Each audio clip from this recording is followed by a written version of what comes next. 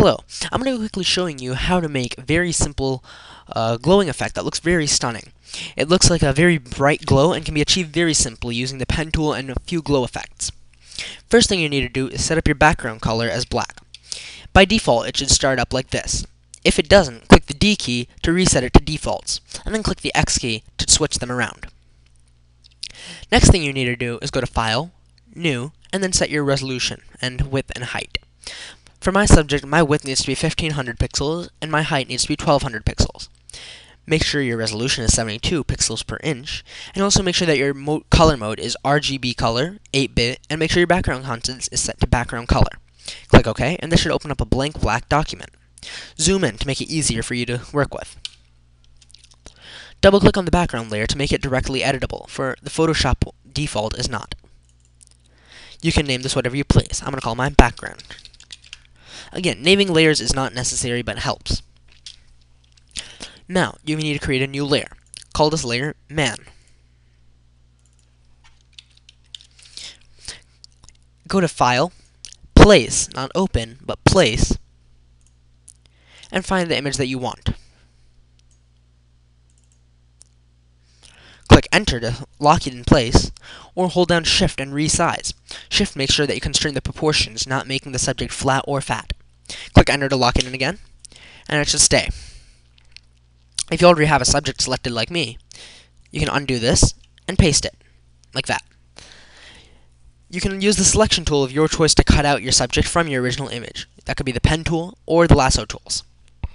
Next thing you need to do is to apply the glow effect. So create a new layer and call this layer Swirl.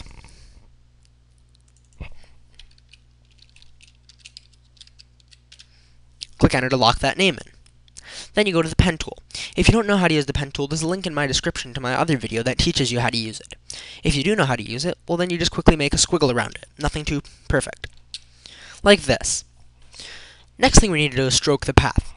I'd recommend leaving your foreground color as white, but I do not say you have to. If you want to change the color, it'll make your color more vivid, but if you set it to white, you can change it and it'll still give it a nice look. I set these to white. Next thing you need to do is to set up your brush. Go to Brush, make sure it's set to 5 pixels, anywhere from 5 to 7 pixels, and make sure your hardness is set to 0. Now, you need to go back to your pen tool and stroke the path. So right-click anywhere, making sure that your swirl layer is selected, and the swirl layer should have your stroke on it, and right-click and click Stroke Path, like this. Make sure Brush is selected, and Simulate Pressure is also selected. I'll tell you what that does in a second. If I move the path, you can see what Simulate Pressure does. It makes it go from a faded look to a very solid look back to a faded ghostly look. Now this helps in making it look glowing. Like this, it looks like it's fading away, the light. Next thing you need to do after it's stroked is if you have another one like this, for me I have 2 swords, so I need to make a double. If you have another one, just drag it using the path selection tool, or press the A key to get this tool. And then you need to go and rotate it. To do this, you go to Edit, Transform Path, Rotate. And then you can easily rotate this to your liking. You can also drag it around.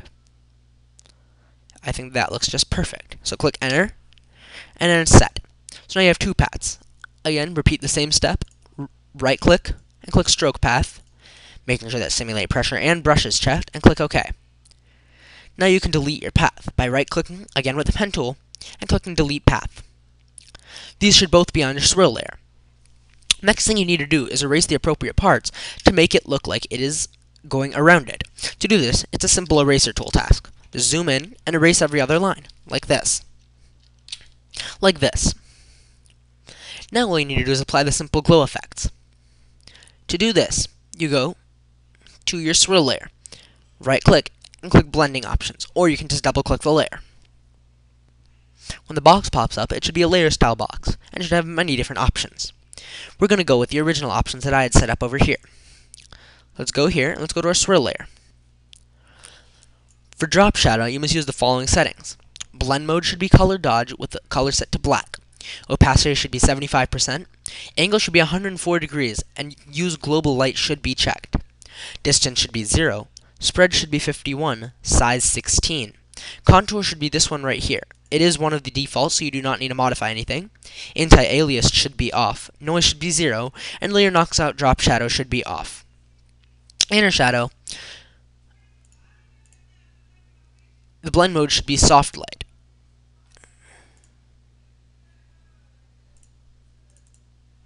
The blending mode for inner shadow should be soft light and black.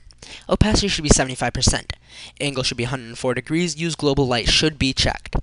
Distance should be 102 pixels. Choke should be 100%. Size should be 122 pixels. Quality should be the straight contour. Anti-alias should be off. Noise should be 0. Outer glow and inner glow are the most important out of them all. So I would recommend paying attention here. Screen should be the blend mode. Opacity should be 75. Noise should be 0.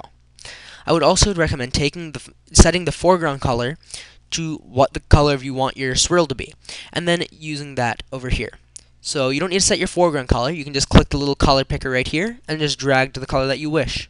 Click OK, and that'll set this color as your glow color. Technique should be softer. Spread should be 5. Size should be 8. Contour should be the straight one. Anti-aliased off. Range should be 50, and jitter should be 0. Inner glow is another very important one. I'd recommend paying attention here as well. Screen should be in blending mode. Opacity should be 75. Noise should be 0. Same thing, pick the exact same color or as close as you can get to get the inner glow color. Technique should be softer. Source should be edge. Choke should be 100. Size should be 250 pixels. Contour should be the straight default. Range should be 1, and jitter should be 100. We only need to do 2 more, and that's satin and color overlay. For satin, blend mode should be color dodge, and you should use white. It'll make it brighter and more glowy looking. If you notice, if I do this, it changes the color very slightly, but it does make a difference. It also won't be as pronounced in mine because I have multiple copies, and this is only affecting one copy.